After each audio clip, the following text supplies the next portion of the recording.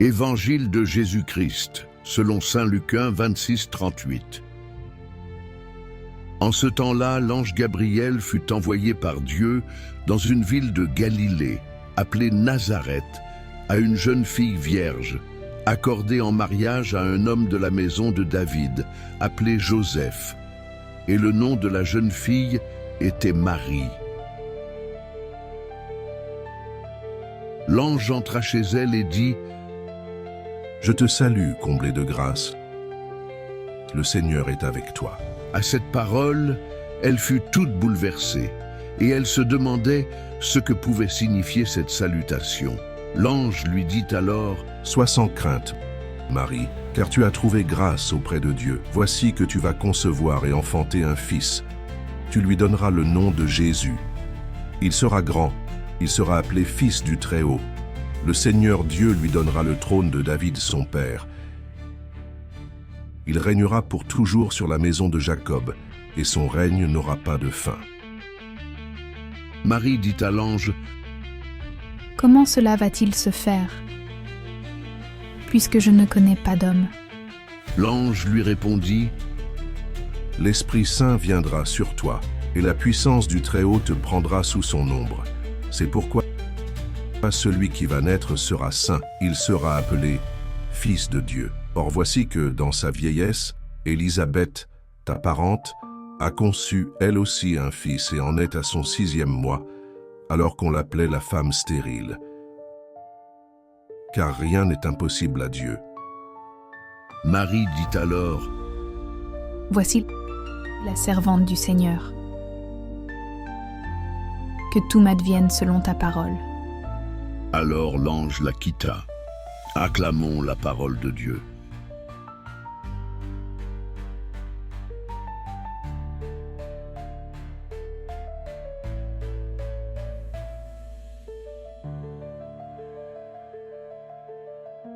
Marie et l'ange Gabriel. Quand Dieu change une vie en un instant, une histoire moderne inspirée de ce passage. Sophie est une jeune femme de 25 ans, discrète et profondément croyante. Elle vit dans une petite ville et travaille dans une bibliothèque. Un jour, alors qu'elle est seule chez elle en prière, elle reçoit un appel inattendu d'une ONG qui aide les réfugiés. « Nous avons vu ton profil et nous pensons que tu serais idéal pour rejoindre notre mission en Afrique. Nous avons besoin de quelqu'un avec ton sens du service et ta foi pour aider des enfants en difficulté. » Sophie est bouleversée. Elle n'a jamais envisagé un tel engagement et ne se sent pas à la hauteur. Elle pense à sa vie tranquille, à ses projets et à ses peurs. Elle en parle à une amie qui lui dit : « Oh si Dieu t'appelle à cette mission, il te donnera la force d'y répondre. Fais-lui confiance. » Après une nuit de prière et de réflexion, Sophie prend une grande respiration et répond à l'ONG : « Je suis la servante du Seigneur. Que sa volonté se fasse dans ma vie. » Elle quitte sa zone de confort et découvre que sa foi la porte bien plus loin qu'elle ne l'aurait imaginé. En servant les autres, elle trouve une joie et une paix qu'elle n'avait jamais connues. Explication. Comment vivre ce passage aujourd'hui ? Ce passage de l'Évangile nous invite à 3 attitudes essentielles. Écouter Dieu dans le silence. Marie ne s'attendait pas à cette visite de l'ange, mais elle était prête à entendre Dieu.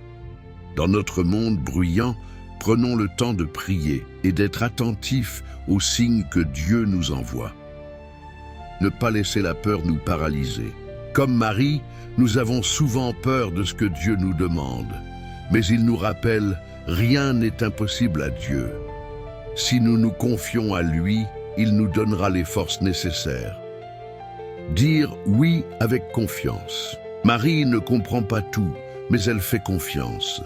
Aujourd'hui, Dieu nous appelle chacun à une mission unique, que ce soit dans notre famille, notre travail ou notre engagement. Dire oui à Dieu, c'est accepter de le laisser agir dans notre vie. Conclusion. À l'image de Marie, soyons disponibles pour Dieu. Osons répondre à son appel avec confiance, même si nous ne comprenons pas tout, car son plan pour nous est toujours plus grand que ce que nous imaginons.